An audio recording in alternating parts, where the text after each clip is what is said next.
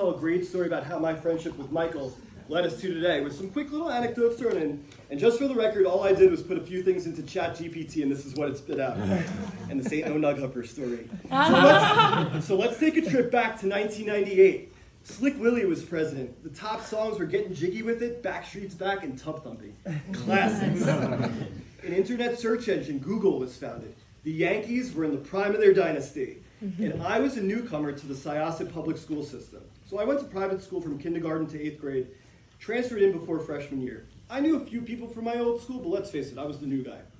The story actually starts before the school year even started the hockey tryouts. I played ice hockey and decided to play for the Syosset team instead of playing travel. There were a lot of new people on the team to meet, and I'll be honest, I don't remember much from those first practices, but from what I do recall was Ruben the goalie. Big ups, Ruben. Anyway, school starts and I soon realize I'm in the same first period class as Ruben the goalie, and later find out through him that Mikey's in the same class too. Nice. Friends. The days progress and eventually we make it to gym class one day. Now, I'm not exactly sure when during the school year this was, but I remember it being very early in the school year. Now, what I'm about to tell you may be crude, but it was the moment I knew I was going to be best friends with Mr. Michael Gary Island. Oh, God. Coach Kopp, who I think might have been subbing gym that day, was really having a tough time corralling our class. I mean, he was really in over his head with this class. Anyway, he finally settles us down. We get into those nice, evenly spaced lines, and we start to stretch. Well, this one stretch required you to lay on your back on the ground, feet in the air, spread eagle, and touch your feet. I mean, you know what's coming next. I don't have to say it. Mikey being Mikey cracks some wise-ass comment to Coach Kopp, and he walks right over as we're doing this stretch, and sure enough, Mikey blows the biggest, loudest fart you've ever I was like halfway across the gym, and I swear I felt it. Michael to the principal's office. So if anyone asks, that was the moment. So we started hanging out more, playing more hockey, and while we started off winning the county championship freshman year, it was all downhill from there, with seasons showing an 0-19 in record once and an 8-10-2 record senior year. And I'll say this about the 0-9-10 record, and I'll say this, the one tie came against St. Mary's, an all-Christian school. 95% of our team was Jewish. So it was like a huge win for us.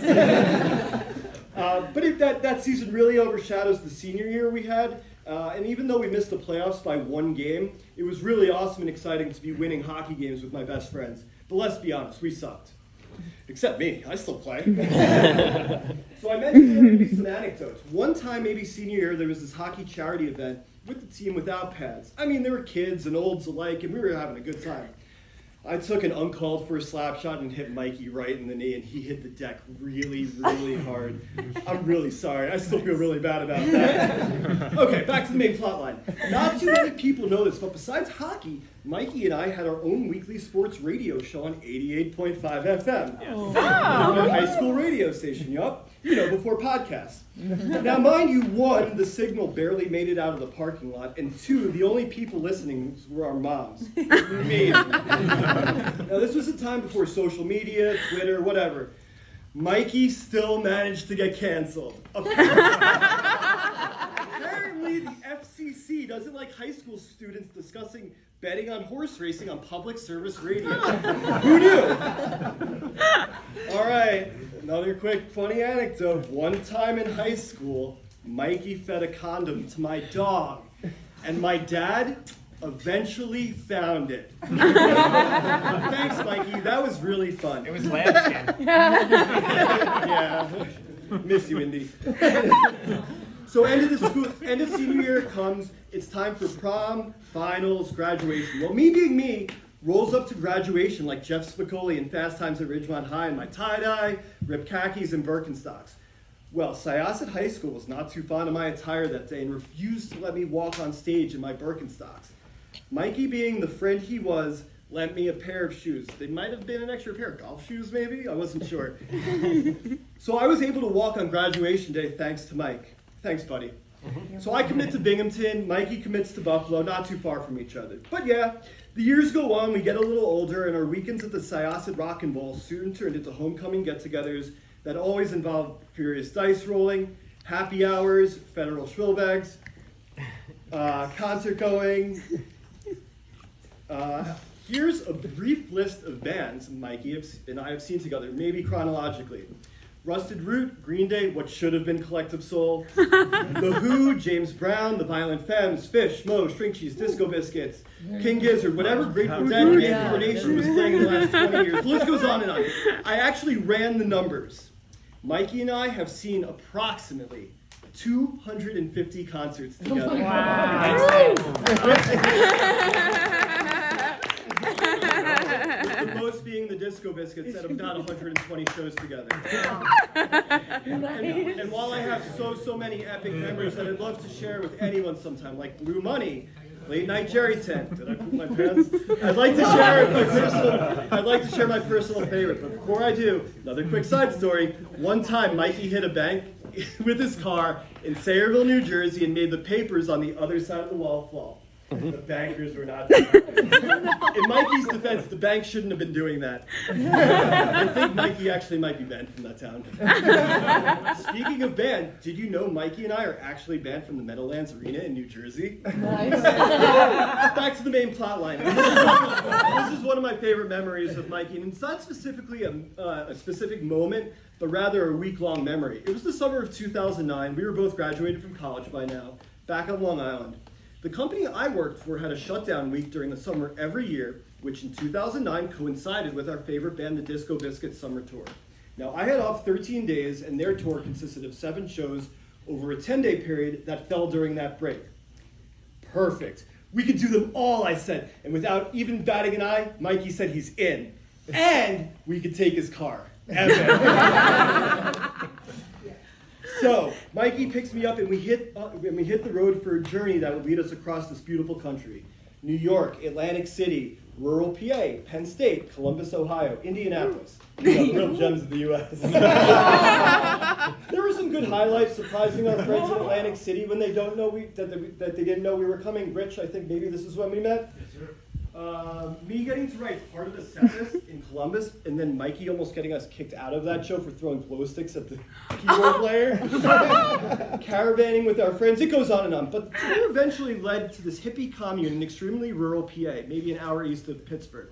I kid you not, this place was a commune. The Church of Universal Love and Music. Oh. So this place was a free-for-all. I mean, absolutely no security. But the peace and love vibes were at an all-time high. But what made great for us was that we were able to camp there for free, which was great being in our early 20s on the road, and you know, it was a responsible thing to do.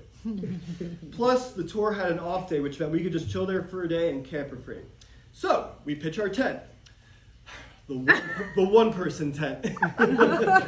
Yup, we shared a small one-person tent for 2 nights in the middle of a field in rural PA. Mikey will always have Acme, PA. Well, the second morning, I woke up to find Mikey gone, but I hear a hissing noise far off in the distance. Oh, nice. I slowly make my way out of the tent. Mikey sees me coming out. Huge smile erupts on his face. Comes running over with a shit-eating grin, a birthday balloon, and goes, "What's up, Jonesy? Good morning. It's our buddy's birthday. Here, take this. Come on over." Now, this mental image of Mikey I have is just sheer happiness. That's hard for me to even describe, but it's the happiness I hope every friendship has and can experience at least once. The rest of the day and the tour went on, and it was amazing. And while the story may not have a peak or climax, the fact that I was able to spend 10 days driving around this country, seeing our favorite band with my best friend, with just about no responsibility, was an experience I hope everyone gets to have one day. I also hope that friendship would have split the driving on the way home from Indianapolis. Okay, one more quick anecdote, and I promise we're getting close to the end here. The night before my wedding, Mikey and I shared a bed. I know I've been talking for a while, and I can keep going forever, but I'll close with this, and I'll get serious for a second. Mikey is such an amazing person and friend. He's the friend I wish everyone had. He's the friend I wish I was. Friendships have a lot of gives and takes, but I know Mikey's the giver in this relationship. He's always been there for me and has never let me down, not even once. I know I can't say the same, and Mikey, from the bottom of my heart, I'm sorry for the moments I let you down, but I'm trying to do better. There's almost no one I'd rather go see a show with, climb the tallest peak in Colorado with, go to Amsterdam or Nashville with, drive around this country and see our favorite band with, or just straight chill and listen to music with.